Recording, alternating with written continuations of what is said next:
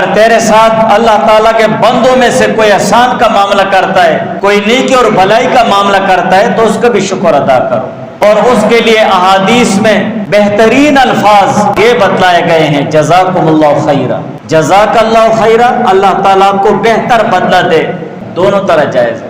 صرف جزاکم اللہ نہیں ہے، پوری دعائے جزاکم اللہ خیرا، اور یہ بہترین دعائے احادیث میں آیا ہے۔ بعض لوگ کہتے ہیں نا، بہت جوش میں آ جاتے ہیں، جزاکم اللہ، یہ جزا یہ تجزی سے، تجزی کے معنی ٹکڑے کرنا، گویا کہ جزاکم اللہ خیر، اللہ تعالیٰ تمہیں اچھے طریقے سے ٹکڑے کرے، یہ تو بڑی بد دعا ہو گئی ہے، جزاکم اللہ خیر۔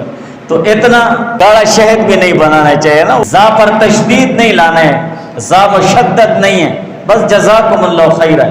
اگر دوسری زبان کا لفظ استعمال کرنا ہو تو اس پر صحیح تلفظ ہونا چاہیے، ورنہ معنی بدل جاتا ہے۔ نہیں کر سکتے ہو تو اپنے الفاظ میں کر دو، اللہ تعالیٰ آپ کو بہتر بدلہ دے۔ تو شکر کا ایک طریقہ ہے زبان سے شکر ادا کرنا،